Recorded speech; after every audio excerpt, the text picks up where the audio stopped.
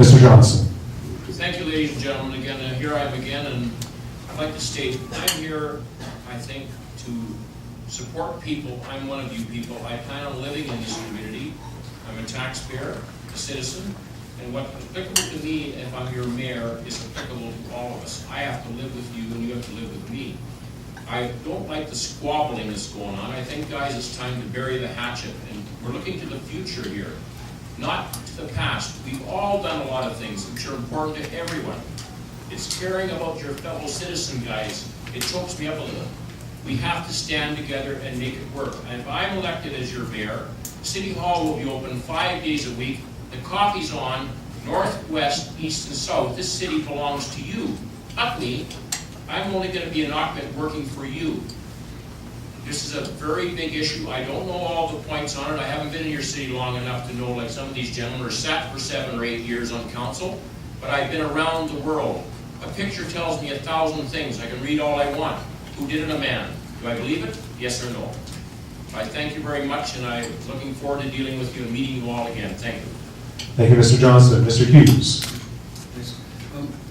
What I heard Gary just say was about team. And I think that this is one of those solutions where team is required.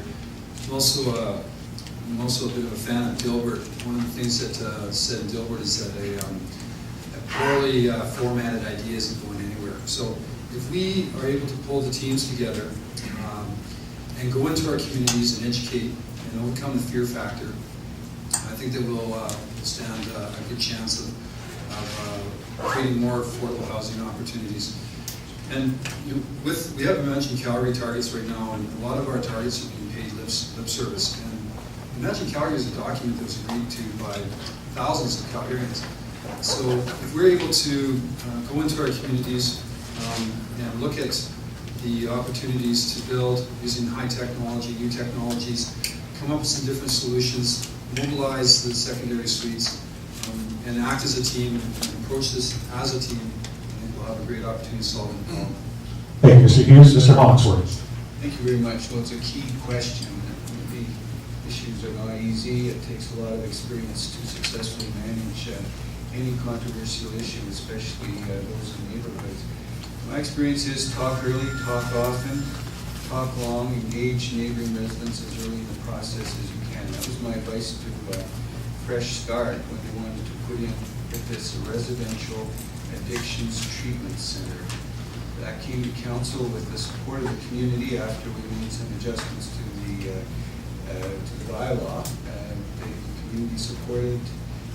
It's under construction right now, Ward 4. In fact, Fresh Start in the neighboring communities were one of the first in the city to sign a good neighbor protocol.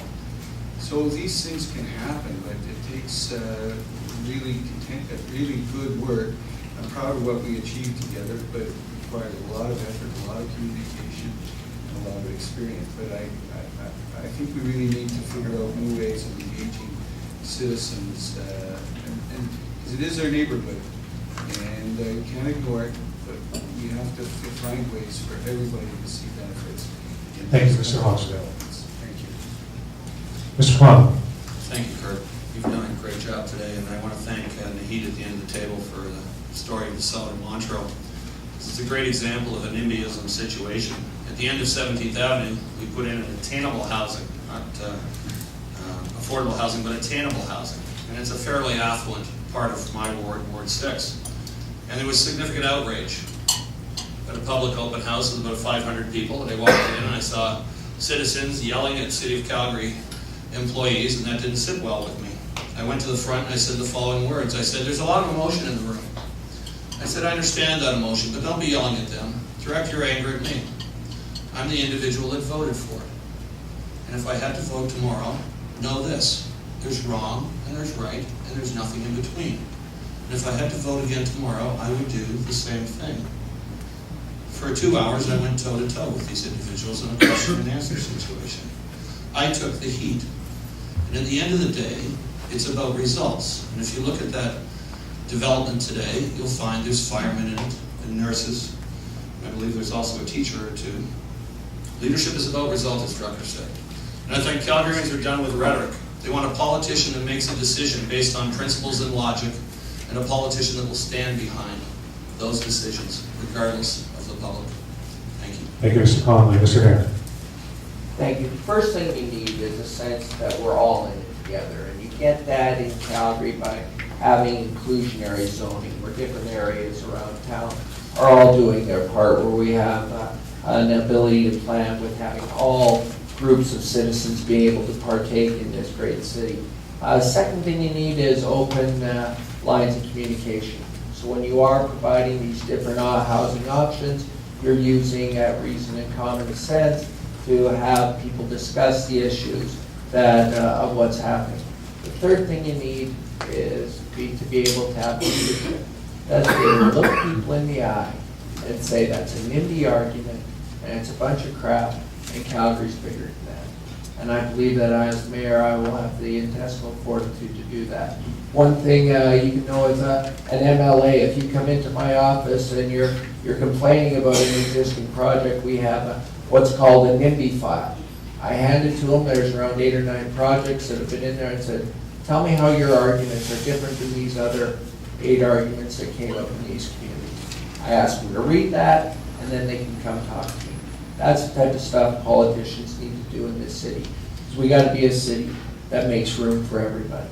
Thank you, Mr. Hare.